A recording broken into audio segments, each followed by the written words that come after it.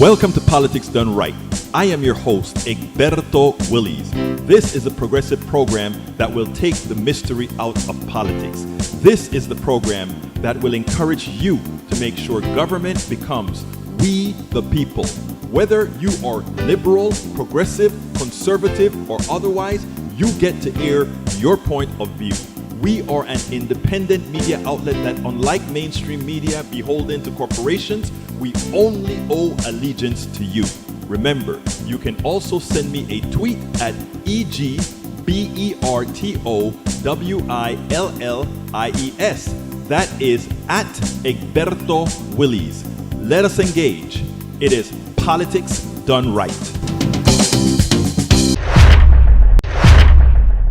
Well, folks, welcome to one more edition of Politics Done Right. I'm Egberto Willies, your host. We are going to have a great show for you today. We are going to have some good talk, both about poll numbers for El Señor Biden, as well as our constancy, Israel, as well as we may jump into that topic that I touched on KPFT today, Medicare Advantage and AI. We have a whole lot to talk about, but you know, who runs the show? The show belongs to whom again? The show belongs to you. So if you decide to change the direction of the show, so be it. Give us a call, 281-823-7747. Again, that number is 281-823-7747 is the number to call in.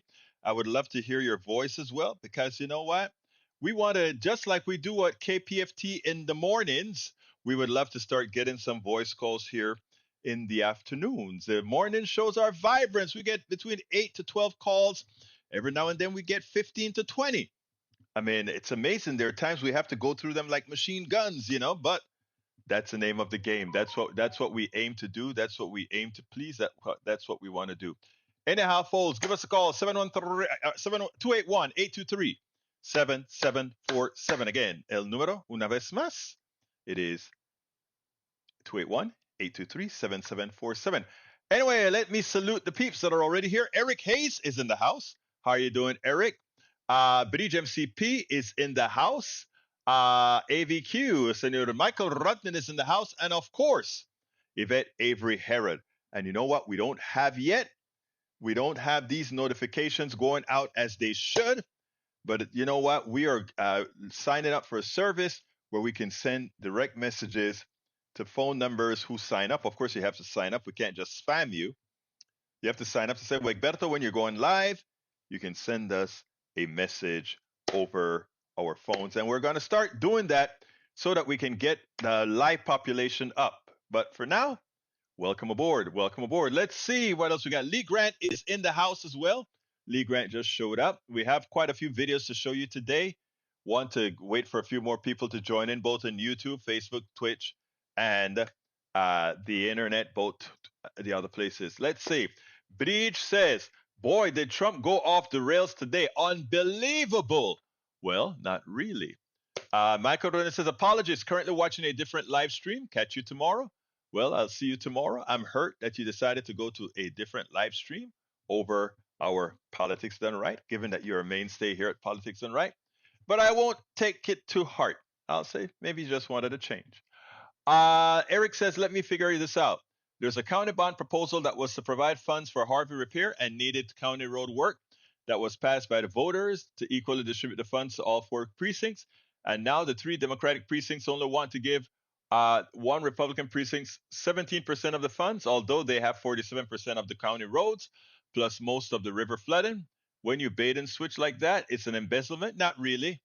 You may say that they have most of the county roads, but do they have most of the roads? Houston is a very big city, and the county is responsible for the entire city and extraterritorial areas. So I mean, 17% probably because of what he has is 17% of the roads. I don't know. I haven't looked it up, but it's something worth looking up. All right, let's see what else. Maywood is in the house. It was great seeing you guys, Maywood.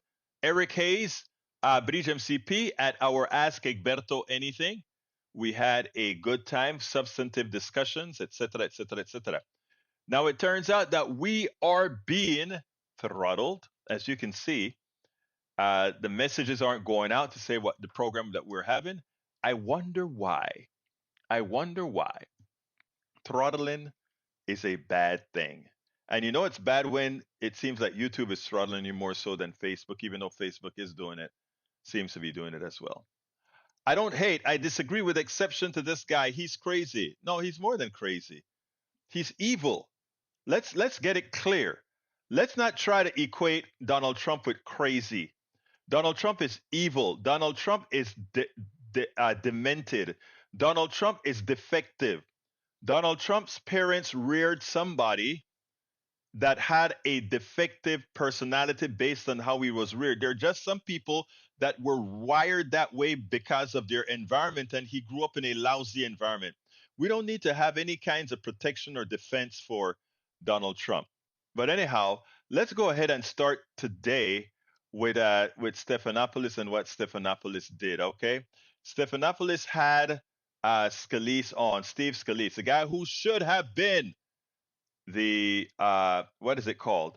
The Speaker of the House. But he just threw his towel in. He said, "I can't deal with these wackos anymore." Even though it turns out that he himself would not leave wacko land. As you know, one of the big things is that the House passed a bill to give Israel, I think, $14 billion additional dollars for their defense. Right? It's really for the Iron Dome and all that good stuff.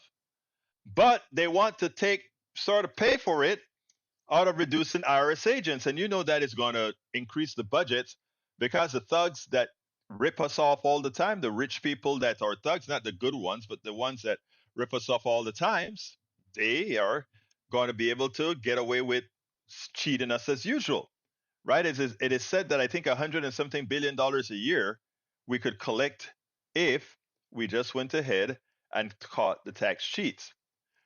Well, I want you to see how this conversation went with Steve Scalise and George Stephanopoulos. It was astounding. It was astounding. Check this out, and then we'll take it on the other side. Talking about GOP doublespeak, George Stephanopoulos of This Week had Congressman Steve Scalise on about the aid that they are supposed to be given to Israel, the military aid that is being offset by no longer hiring the IRS agents to take care of tax fraud. Well, Steve Scalise first said, well, look, as it turns out, if you look at what the CBO said, the Congressional Budget Office says, it's gonna cost the middle class America, those making $400,000 or less, up to $4 billion more in taxes and President Biden promised that he wasn't going to do that. And, at the same time, he said, but you can't listen to the CBO when it says that the budget deficit will be increased by not hiring these guys. I want you to listen to how silly Steve Scalise sounded when confronted by George Stephanopoulos, but also that he is able to do it without feeling the shame and embarrassment that comes with such a double talk. Check this out. We'll take it on the other side. As you know, this funding request that you've put through is dead on arrival in the Senate. You've tied the aid to Israel to cuts in IRS enforcement, which is designed to go after wealthy tax cheats. Why combine those two? Is the new speaker prepared to put clean funding for Israel on the floor of the House?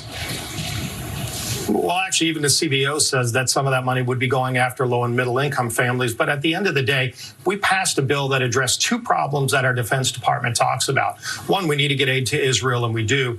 But when our generals come and testify before committees like Armed Services, they say our debt is our biggest national threat, not other countries like China, Russia. They say it's our debt. We addressed both in this bill, and we got a bipartisan vote, George, and I think that's important, too. But let me just stop you. Let me just stop you right there. You say you addressed the debt. In fact, and you're the one who referenced the CBO. The CBO said that this proposal you put on the floor that you passed the House is actually going to increase the deficit, not reduce the debt. Well, only CBO would say reducing the size of government. Well, you just cited the CBO. That's their analysis. It's going to reduce it because you're taking away. But the CBO said But the CBO said it's going to actually hit people making under $400,000 a year with $4 billion in new taxes. That violates President Biden's own pledge, by the way, that he made to low-income families. He promised he wouldn't raise their taxes. CBO said it would be a $4 billion hit to those families. At the end of the day, we passed the bill to give the aid to Israel, and it was a bipartisan vote, and it's over in the Senate. If the Senate has an issue with the bill, they can take it up. If they send it to the president, I have no doubt the president would sign that bill because that gives Israel the aid that they need, again, with a bipartisan vote out of the House. Congressman, I'm confused. You cite the CBO approvingly when they agree with the proposal, when they agree with your conclusions, and you dismiss them when they disagree? The CBO has been wrong on a number of fronts, and you can go look at how well that's documented. The bottom line is they do acknowledge that about $4 billion in new taxes would hit low and middle income families. That's something that violates President Biden's own promise he made during the campaign. They also say quite explicitly it's going to increase the deficit. Now, Steve Scalise. I tell you what is so disappointing here. First of all, Steve Scalise comes out and he says, you know what? It turns out that it's going to cost more money to the middle class if we go ahead and hire those people. Okay, that's what he says. But what he doesn't say is, I don't care who is actually committing the fraud. The tax fraud could be committed by rich people, or the tax fraud could be committed by middle class people. That middle class people are going to be billed $4 billion more in taxes. And of course, there's a whole ton of middle class folks. $4 billion for taxes they owe. That is not an increase in taxes for the middle class. It's just having people pay the amount of taxes that they have due. And if $4 billion comes from the people making $400,000 or less, that's not an increase by President Biden. That is an increase by That is them paying what they're supposed to pay and not hiding from paying it. And if you want to take a look at it, here is what it says on the CBO. It says CBO confirms Inflation Act unleashes IRS audits and enforcement on families making less than $400,000. But how does it do that again? Because it bills them for the tax cheating that they did. In other words, they would have gotten away with something and they pay what they're supposed to pay. The double speak is amazing, the way these guys did it. It is amazing that in the same sentence, in the same interview, you can say, the CBO said this, so we should believe it. And then when it goes against him, the CBO is not always right. The CBO, you can't believe what the CBO says. Come on, folks. Can't you see these guys are frauds? Exactly. Can you see that they are frauds? They are frauds. They are frauds. Okay.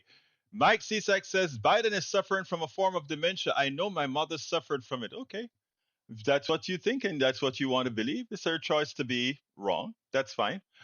Bridge MCP says, looked at a deer in a headlight. That's exactly what he looked like. Eric A says, Mike is better than Steve would have been. Oh, really? All right. Bruce says, the posse rides again. Yeah, Bruce, you missed a good one on this weekend where you would have had a lot of input. But, again, it's my fault. I have to remind people more often. I got to promote Ask Egberto Anything more often. I just need some of your help to get folks to come out on Saturdays. I know it was a beautiful day this Saturday, so asking folks to come between 11 and 12 Central Standard Time is a bit much. But Eric did an interesting way he came to the Ask Egberto Anything. He was doing his walk on a beautiful day through his beautiful neighborhood, giving us views of the beautiful sun, the beautiful blue skies, the beautiful trees. Thank you for giving us the view while we spoke about critical issues, brother Eric Hayes. All right. And not only that, Eric Hayes, he made a lot of sense on Saturday. Didn't we have a good sense speak, Eric Hayes? Of course we did. Of course we did. All right. Ryan Zinke introduced new bill to expel Palestinians from U.S. GOP, has a racist new idea during war on Gaza. I think I saw the clip on one of the programs.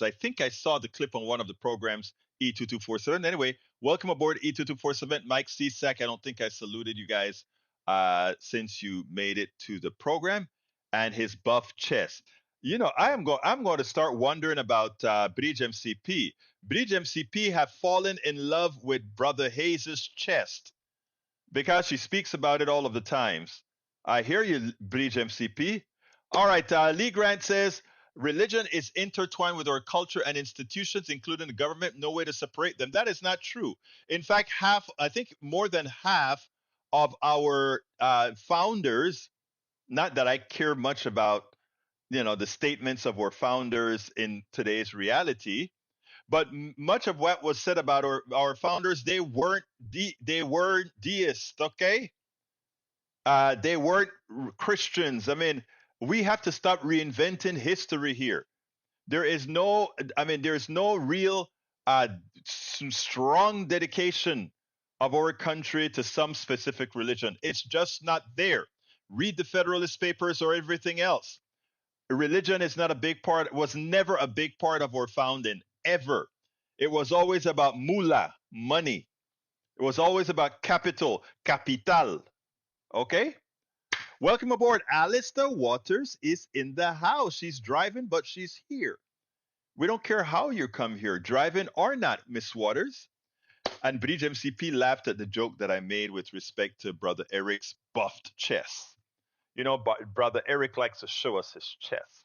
Lee Grant, Eric to Lee Grant says, Lee Grant, it is on our currency, but another reason Lefty would like only electronic. That's not true, Eric.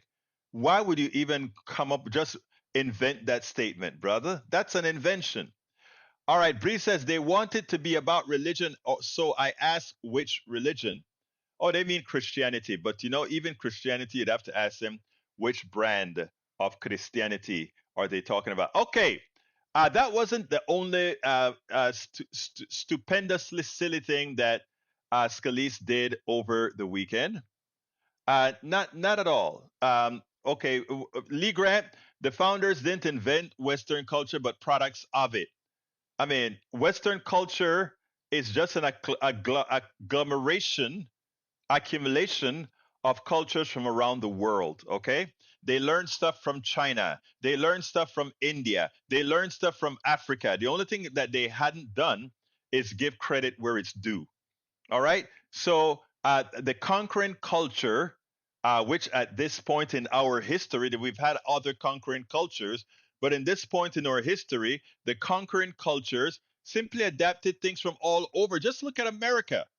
America is a panacea of other people's work placed into a fabric. All right, that's why America it turns out to be pretty great, because it is made up of a whole lot of technology and everything else from other people, and you want to call that Western technology as if it is a preeminence of Westernism that created it. That's not the case at all. And the Christian religion is not inherent to Western culture at all. The Christian religion inherently is of the Middle East. Okay? So when you talk about Western religion, remember, Western religion for the longest time was in the, Western culture in the Dark Ages. Didn't have societal. The Muslims, the Ottomans brought a whole lot of stuff into the fold. The Moors brought a whole lot of stuff into the fold. Please don't believe the right-wing crap that you learn.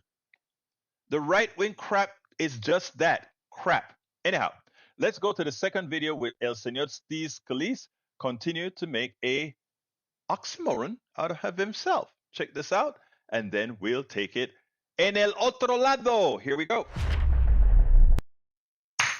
Congressman Ken Buck, Republican of Colorado, the 4th District, he could take it no more. He decided to quit Congress. He just couldn't deal with MAGA. He just couldn't deal with the lies. He just couldn't deal with it anymore. He participated long enough, and it was eaten at his soul. So he, in departing and giving his notice that he's leaving, he really scorched the Republican Party. He really accused them of lying. He accused them of not accepting the reality that Donald Trump lost the election, that the election was actually fair and square. We have some other issues, but he said that. Well, Stephanopoulos on This Week had Steve Scalise on. And after Scalise made a fool of himself on several other issues, he decided to see what Scalise thought about Ken Buck's statement. I want you to listen to this. I had to do a whole lot of cutting on the video because the bloviating just went on and on and on. And of course, didn't want you to have to suffer through all of that. But I cut it to get the essence. I didn't lose any of the implied bloviation, but you get to see the psychopathy within not only Steve Scalise, but many other Republicans that share his same fear of telling the truth. Check this out. We'll take it on the other side. This week, one of your former colleagues, Congressman Ken Buck, a Republican of Colorado, said he was leaving, retiring from Congress. And here's what he said on his way out. Our nation is on a collision course with reality, and a steadfast commitment to truth, even uncomfortable truths, is the only way forward. Too many Republican leaders are lying to America, claiming that the 2020 election was stolen. He said that you're one of those leaders who hasn't been unequivocal in saying it was a clean election, that Joe Biden did not steal the election. Your response? Well, Ken, I've worked with on a number of issues, including getting spending under control, getting our economy back on track. He's talked about that 2020 election as well. And you and I think, have talked about that too. At the end of the day, getting our country back on track is our focus. And that's what we're focused on right now. That's where we're moving bills out of the House to. Can you say unequivocally that the 2020 election was not stolen? Well, what I've told you is there are states that didn't follow their laws. That is what the state constitution, the U.S. Constitution requires. I've seen in my own state where we had to send our elections commissioner to jail years ago for fraud and corruption. And we cleaned up our act in our state. That's not what I asked. I said, can you say unequivocally that the 2020 election was not stolen? Look, Joe Biden's president. I know you and others want to talk about 2020. We're focused on the future. We've talked about 2020 a lot. We're talking about how to get our country back on track, how to get our economy moving, how to stand up to the bad actors around the world. Xi is not slowing down in China. He's looking at Taiwan. You see what's going on in Russia. You see what Iran is doing to work with Hamas in the House. I know that Joe Biden is president. I'm asking you a different question. Can you say unequivocally that the 2020 election was not stolen? What I've told you, and you've seen this, there are states that didn't follow the laws that are on their books, which is what the U.S. Constitution says. So you just refuse to say unequivocally that the 2020 election was not stolen? So you want to keep rehashing 2020. We're talking. I just want an answer to the question, yes or no. Threats to this country. We've talked about this before, but again, will you acknowledge that there were states that didn't follow the actual state legislative enacted laws on their books, which the U.S. Constitution says they're supposed to do? I know that every court that looked at whether the election was stolen said it wasn't, rejected those claims. And I asked you a very, very simple question. Now I've asked it, I think, the fifth time that you can't appear to answer. Can you say unequivocally that the 2020 election was not stolen? I told you there were a handful of states that didn't follow their laws. The rest did. The courts have all followed the Constitution. They all rejected the claims you just made. And I just want to say again, for the record. Or they said there was no standing. You cannot say that the 2020 election was not stolen. Yes or no, was the 2020 election stolen?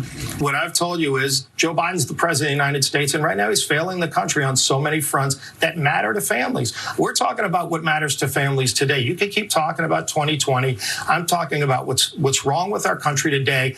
Thanks for your time this morning. I felt embarrassed for Steve Scalise. I felt embarrassed that a grown man simply cannot come out and say the truth because of the fear of a paper tiger that somehow has a cult following of which he depends on. Instead of taking on the paper tiger, using that scissors and cutting it into pieces until you can finally take back your part. That's not what they want to do. They just fear and they go in circle. In the process, they hurt the country because there's still a possibility that Donald Trump could emerge as a president. I mean, as a naturalized citizen who previous to coming here, revered the country, I would have never believed that a country like the United States of America could potentially fall. Well, it fell low enough to have elected a Donald Trump, somebody incapable of governing, somebody, well, you get it. But that the possibility exists that he could come back again. Steve Scalise, Ken Buck, all these guys were complicit. Now, the paper tiger may be giving them a whole bunch of paper cuts. And paper cuts, as you know, they hurt a whole lot. Yep. We spend a lot of time deconstructing the news, trying to parse it into a form that everybody can understand. We try to find those little nitpicks where it flies above the fray, etc. If you really like these videos that we do, I want to ask a big favor. Please go ahead. Number one, subscribe to our channel, and number two, please join if you can. Thank you so kindly for watching. Keep watching. Please remember to share. We must populate the entire internet with our progressive message, a message that we know is what most Americans say that they want. So help us, please join. Absolutely join, folks. Join, or just hit that join button if you're on YouTube. You can also join on Facebook. You can also go to politicsdoneright.com/support to support us as best you can. All right, folks. And by the way, you can subscribe to our newsletter by going to politicsdoneright.com/newsletter. We send out our newsletter every day at 5 in the mornings for our 6 o'clock Politics Done Right on KPFT show. That's broadcast all over. So please consider doing so. Anyway, folks, Tom Zarnik says New York Times polls seemed flawed. The total percentage of Biden plus Trump does not add up to 100%. Difference represents independent individuals, suspect mostly Democrats, who have not decided who they want for president. 90% of the Republicans want Trump. Dems are much less excited about Biden. Now, I think, many believe that this will change going forward. I don't want to sit back and just wait and say, I think things are going to change organically. It won't. I want folks to go out there and campaign. I want to take the money away from the Washington consultants and put it into the grassroots. I want that money to go into all civic organizations in the ghettos, the barrios, and Appalachia to make sure that we can get the people out there who know what the pulse of the people are. Right now, those damn folks sitting down out there in their ivory towers who are polling people to determine, let's see, what is it those Latinos want, what it is those black folk want, what it is those poor white folks in Appalachia want. Let's figure that out and let's ask the question. No, you don't ask the questions. You ask them what questions you need to ask them. That's the problem. We are not asking the right questions. We are not going into the neighborhoods to talk to people and feel their pain. We're not doing that. So we'll talk about that a little bit later as well. Anyhow, we have that. What else have we got here? Let's see. Tom C says, LOL, Eric Hayes can smell the polls all the way from the East Coast to Michigan. Right. Eddie Womack, welcome to Politics Done Right. I don't think I've seen you here before. He says Steve Scalise is right. No, he's wrong, but you have the choice of your own beliefs. Your beliefs can also be wrong, which it is in this case. Eddie Womack also says, replying to Bridge, why don't you listen to Democrats that won't say that there's only two genders? I'm not even going to get into those sort of silly discussions about gender this and gender that. That is to take your eye off the ball. Womack, I want you to think about it, Womack. Think. Why would people want to concentrate on all these issues? So that we don't work on the things that matter to you, and you. That's what it's all about, Mr. Womack. So don't let them twist the ball on you, Senor Womack. I think it's time for us to use our head and start doing something known as critical thinking. Critical thinking. That is what they don't want you to do. And that's why many folks have so much problems when it's time to critically think. All right, let's see. Let's go ahead now and listen to another video. This one here. I want to go with Mehdi Hasan's video on the polling. I think you're going to like this one. Let's take a look at this one, and then we'll move on to the other subject, which is Israel. So let's go ahead and do that now, and we'll move on thereafter. Mehdi Hasan has a message for Democrats with the release of the recent polling numbers for Biden, which, to put it as kindly as I can, they were terrible. They were horrendous, but they were very understandable. Of which Mehdi Hasan has a message for Democrats: calm down. And you know what? I'm with him up to a point. I want you to listen to him, and then we'll take it on the other side. It's November the 5th, 2023, which means exactly a year from now, November the 5th, 2024, Americans will go to the polls to pick their president. And it looks almost certain that once again they'll be picking between Joe Biden and Donald Trump. A choice that Americans are saying in poll after poll that they do not want. They don't want a rerun of 2020. They don't want Democratic and Republican candidates with the names Biden and Trump. But here we are. And here's the bad news for Team Biden in particular. If the election were held not a year from now, but today, the twice impeached, 4 times indicted Donald J. Trump would win the Electoral College with over 300 votes, easily defeating President Biden. That's according to a new poll out today from the New York Times and Siena College, which shows Biden losing to Trump in 5 of the 6 key battleground states: Arizona, Georgia, Michigan, Nevada, and Pennsylvania. The president is ahead only in Wisconsin and only by 2 percentage points there. It's worth noting that Joe Biden carried all 6 of these states back in 2020. But that's not all. The new poll also points to several other glaring liabilities for the president, including his age. 71% of voters surveyed say Biden, who will turn 81 later this month, is too old to be an effective president. That includes a remarkable 54% of his own supporters.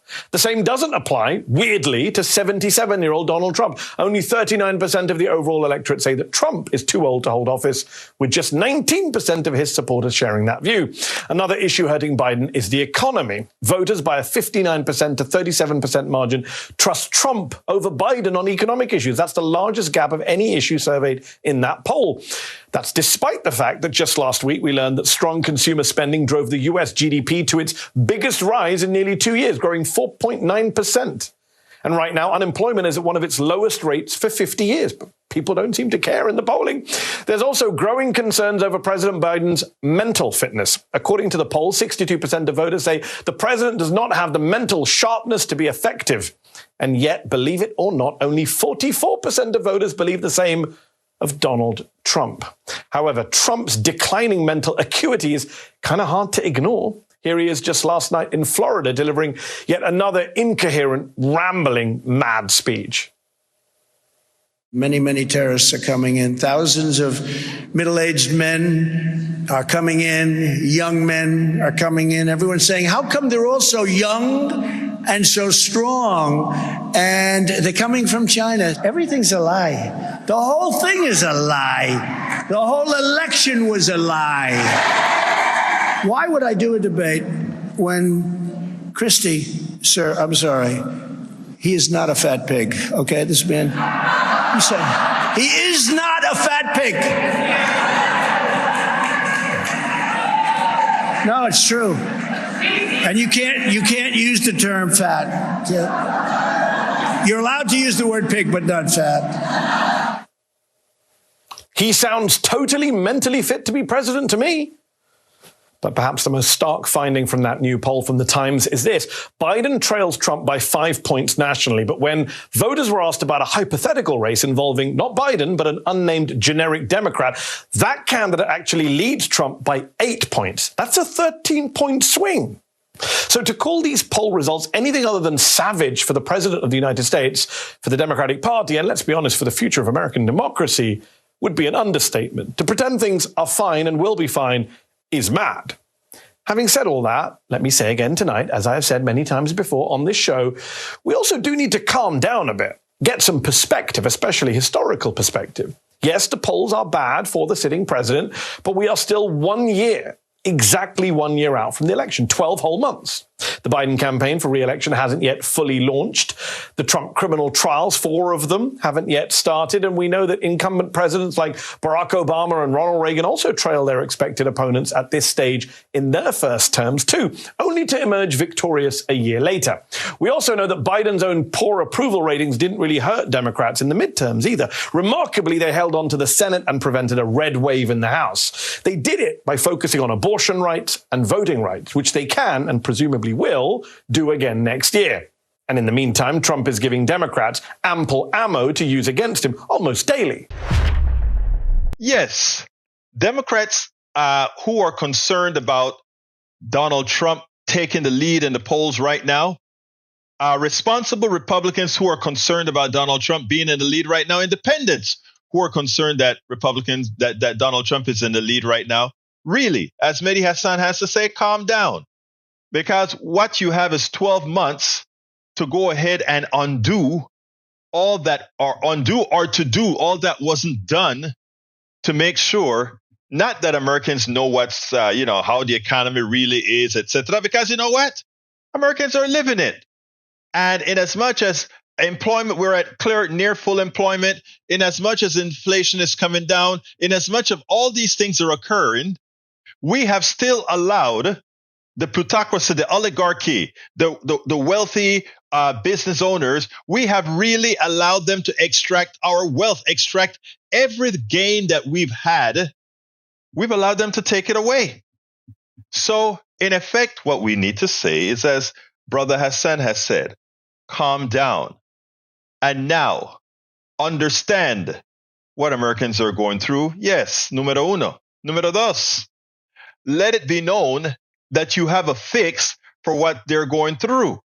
It is time to go outright, not only on Trump for what he did with giving all these tax breaks to his wealthy friends, but at the same time, his wealthy friends are now reaping the rewards of inflation, reaping the rewards of all we did for them during COVID. But we also have to go ahead and let them know that the time of the wealthy getting by on the backs of the poor and the middle class will be mitigated. When they talk about give the people hope, it's not just give the people hope, it's give them a pathway to that hope being realized. And if Democrats do that, and they can, they have probably 8 months to do that. And I mean, if you forget about your ivory tower consultants and you start working with the grassroots and you make these things that you are going to do for society organic from within, from the grassroots, then you'll succeed. Because you know who knows about grassroots? You know who is nurturing every single demographic, every single group of folk? The Republicans are. The MAGA folks are. They're talking to everybody. Yeah, they're losing most, but they're winning enough, including, if this poll is to be believed, 22% of the Black population and a large percentage of the Latino population, etc. If that is to be believed, again, what they're doing is they're working the grassroots. They are working the grassroots, and that is what Democrats have to do. Work the grassroots, give that pathway to hope being realized. Give that pathway to hope that will be realized, which is what we need to do. So, I mean, absolutely. So, okay, continuing with the stream, we got Tom Cernick has a new limerick that I didn't read over before, so I'm going to try to read it first pass with the right beat. So here we go. Tom Cernick's new limerick. Cheating people to Trump and kin is just a great sport. Till one day they all got hauled into a New York court. Their defense being flawed, they're guilty of fraud. Presidential re-election may be Trump's last resort. Hey, it was so well written, it wasn't all that difficult to get the beat right, Mr. Zornick. Thank you so kindly. I enjoyed that limerick. Folks, check out his limerick, and, soon we're going to be talking a whole lot about that. All right. Let's see what else we got here. Eric K says too many free things and can't keep up either. Look at the depth. That is your answer. Too many free things. Do you get free stuff? I don't get free stuff. I work my bejesus off. I don't get free stuff. Even folks that get welfare don't get free stuff. Most of them. They're trying to make a living. You know who gets a lot of free stuff? Rich people. Because a lot of them pay their employees less money than they are able to live on, in which case we the people have to pay the taxes to give the folks welfare, to pay them to help with their monies that they should have to live. They're not getting it for free. We've created an economy that for a large percentage of people, they make less than what it takes to live on. We give them welfare and we pay for it because the corporations don't do their job. So let's get real. Let's get real. How many of those 8 million people have jobs that are paying less than they can live on? Please tell me. That's what it's all about. A society should be able to take care of its own. All right, let's go to the last video of the day, my brothers and my sisters. And this one is about Israel now. And I want you guys to listen to Bernie. I did some good cuts in this one to make sure I got the essence of his entire message. Listen to what Bernie has to say. Let's get busy. Thank you, Bernie Sanders. Bernie Sanders is the perfect spokesperson for this Palestinian, this Israeli Hamas Palestinian issue. I mean, he pretty much has an important statement for Israel. Stop the bombing. And let's really get serious about humanity and the humane handling of this situation. I want you to listen to Bernie, and then let's take it on the other side. You've been critical of Israel's response recently. How do you think Israel should be responding? Well, this is what you got. It's, I think, clear to most people. What Hamas did, and Hamas is a awful terrorist organization, is they slaughtered 1,400 people in cold blood. Israel has a right to defend itself. But what Israel does not, in my view, have a right to do is to kill thousands and thousands of innocent men, women, and children who had nothing to do with that attack. So the immediate concern, to my mind, is we have got to stop the bombing now. You had over 600,000 people pushed out of their homes. Where are they going? They're staying in United Nations facilities, overcrowded. There's not enough water. There's not enough food. There's not enough medicine, not enough fuel. You got a humanitarian disaster. It has to be dealt with right now. What you're saying about the lack of food and water and so forth, I think that most people in the West, certainly the U.S., believes that that is because Hamas is hoarding it. And the other question is, how does Israel destroy Hamas? It's not just that Hamas is hoarding it. They are. It's more than that. That's what Israelis' policy has been. Okay. So it's a combination of factors. How should Israel destroy Hamas post-attack on these innocent civilians in Israel without hurting, killing innocent men, women, and children when Hamas is hiding behind them and putting them in danger? How does that work? That is exactly the right question to be asked the military experts, of which I am not one. But clearly, Israel has a right to defend itself. Hamas has sworn that's what its goal is to destroy Israel. They got to deal with that. But there got to be a better way than killing thousands of men, women, and children. So once again, the immediate concern is you got to have a pause in the bombing. You got to take care of the immediate disaster. Israel's got to change its charging. Let me just say this. The United States of America provides $3.8 billion every year to Israel. We have a right. Israel can do what they want. They're an independent country. But we have a right to say, sorry, you need a new military strategy. Go after Hamas. But that means do not kill innocent men, women, and children. You mentioned money. There is going to be a measure before you relatively soon for the House passed more than $14 billion.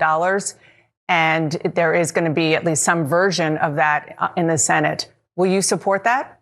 Or will you put conditions on it? Well, we'll see what the bill looks like. But I think it's terribly important that as we debate that to say to Israel, you want this money, you got to change your military strategy. The other point is we have to give hope to the Palestinian people. They were living before October 7th in a disastrous situation in Gaza, 75% youth unemployment, massive poverty.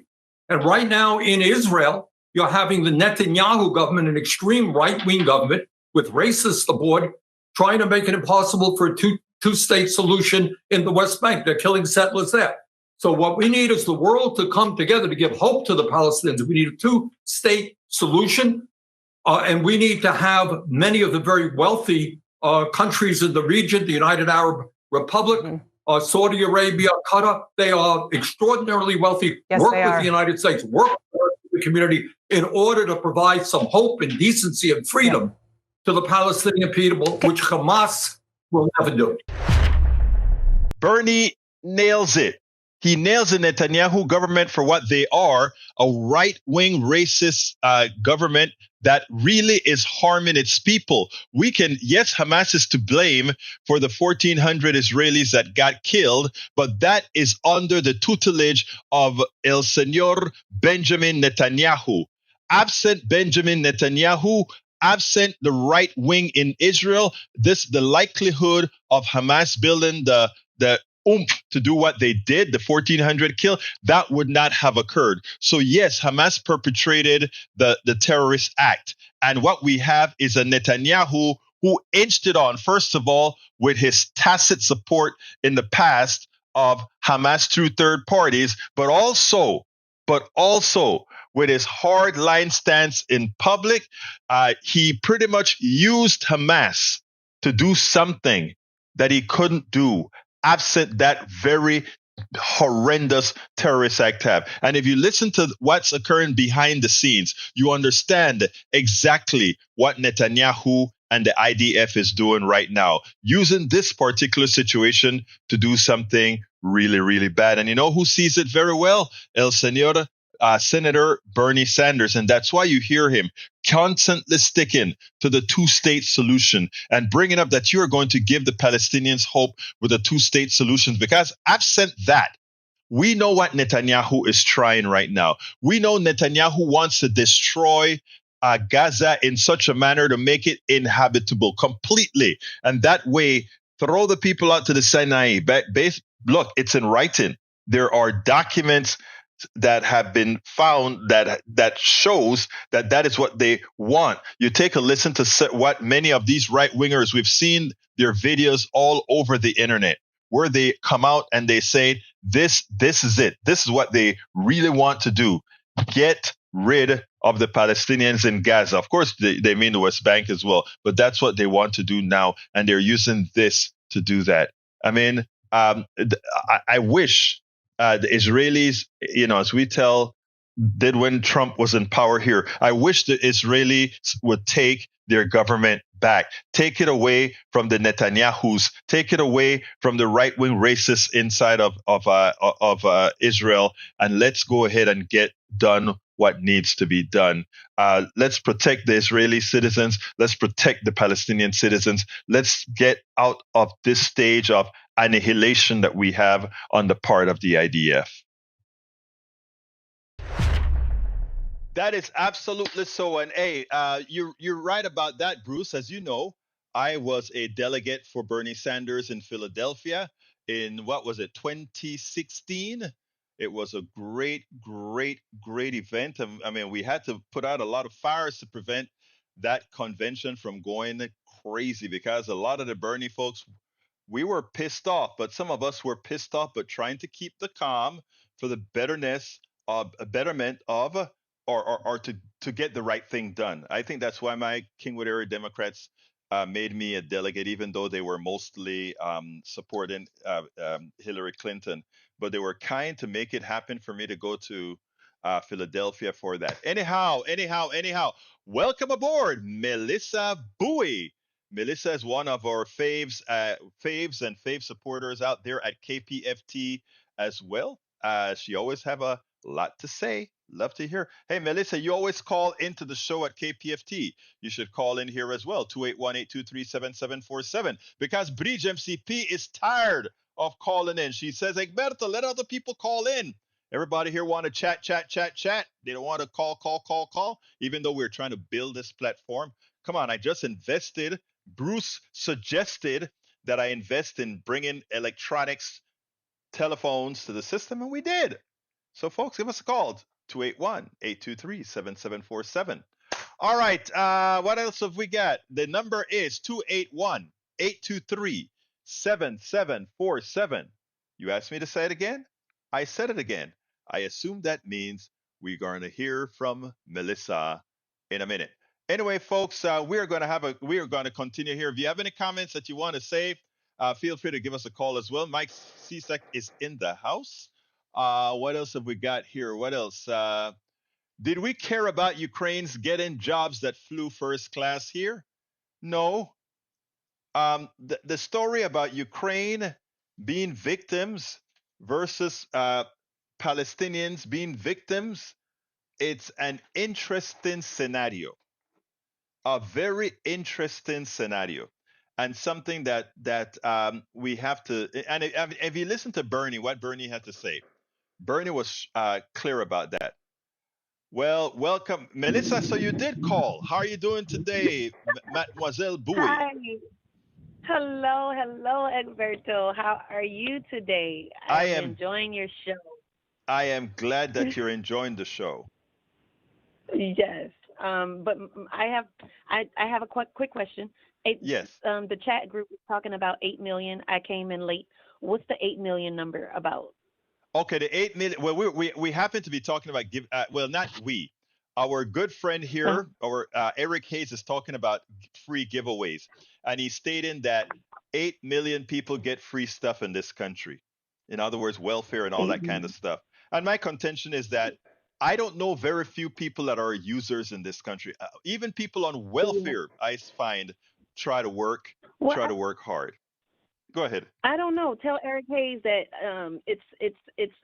that's I don't know if that's true, because there was a flat line like of aid here in Texas. Like everybody got deleted. Like everybody had to start over on their application. So it was like a statewide, and they even put that on their site that they're canceling everyone's Medicaid, fast, TANF or what, not fast, but TANF, right, or that food supplement.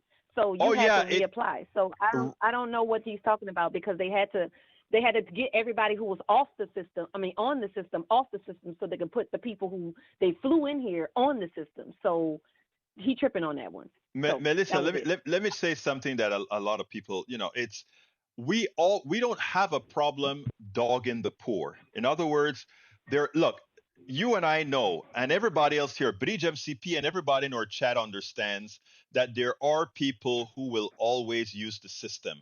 They don't want to work and they just use the system. But that's not most people at all. I found through experience, Melissa, that the people that abuse the system the most, the people that get the most free stuff in our country, are not the poor people that are getting peanuts. It's the rich people. Yes, because you have to manipulate the system in order to continue on it, and then that's not poor people, because they give up at the denied part. Nobody wants to go and fill out appeals and then appeal, but you play with me, I will definitely. And you should. I don't know if you listened to the call that we had on KPFT, where the woman called in and talked about her mother on having Medicare Advantage, and they denied her and she called back to tell us on the show that she was happy that we had the show on Medicare Advantage, because when she called back, she spoke about what she learned from our show. And notice I said our show, because the show belongs to you, Melissa. The show belongs to Eric. The show belongs to Bridge, everybody. She said after she told him about that, they quickly approved her loan. Not a loan, the request. And I think I know why. It's not that we did anything. What it is that she was at this point where she wasn't completely educated in Medicare Advantage. She was now educated in Medicare Advantage, and that's why we are here, Melissa. Yes, it's about talking and knowing what you're talking about when you call to dispute your denial claim. But most average poor people are not. They see a deny, they're not going to call and try to appeal or show up on that date or whatever to get their information gathered together. So people who are abusing the system, which I doubt, very high likely, that's definitely people who are definitely know how to scheme and know how to scam. Right? Exactly. That's not the average poor person. But I called about the parks. There was a park, random off subject. I know you got to go. But I called about the parks and about the fact that our urban community parks are barricaded around. We don't have access to them, but now they're under this conservancy program. So I would like you to hear something about that tomorrow when I'm listening. If you can find out about that. Why? Okay, I tell you what. If you have a link or anything, Melissa, just send it to me so that I can pick it up. Okay. Okay. All right. Cool. Right. Thank you. You have a great day, and thank you for calling. Thank you for listening, and thank you for supporting. Anyway, Bridge MCP says she is right, Egberto. Everyone is usually denied at first and don't know how to get it after that. Yes, exactly right. Exactly right. I got the smartest callers on the planet, Bridge. I've got, all of our people are really into it, and all we have to do is go out there and continue to push the message, etc., etc. Anyway, it's 3:59, which means I've got 1 minute. I'm going to go over by 1 minute because you know what time it is. It's time for me to say, guys, how can you support Politics Done Right to make sure that we can continue doing this all over the place? You know how you can do that? You can support us by going to politicsdoneright.com/support. politicsdoneright.com/support, and I'm putting that in the feed right now, politicsdoneright.com/support. It has all the different options that you have to support the program. You can also, and I'm asking you, please subscribe to our newsletter. Look, it's free to subscribe to my newsletter, but you can also become a paid subscriber. Paid subscribers get a chance to read all of my current books and all of my subsequent books, okay? Go to politicsdoneright.com/newsletter. Right now, there are only 2 books that are ready to read online.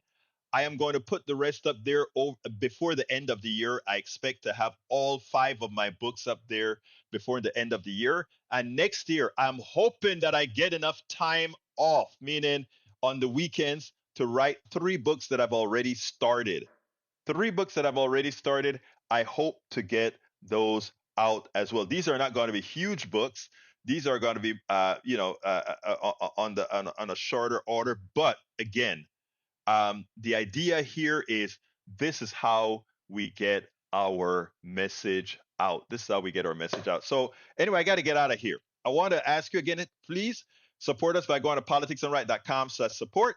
Sign up for our newsletter. Become a paid supporter of our newsletter by going to politicsdoneright.com/newsletter. My name is Egberto Willies. I want to thank all of you guys for being here. You guys know how I end this, baby. I am what? Out.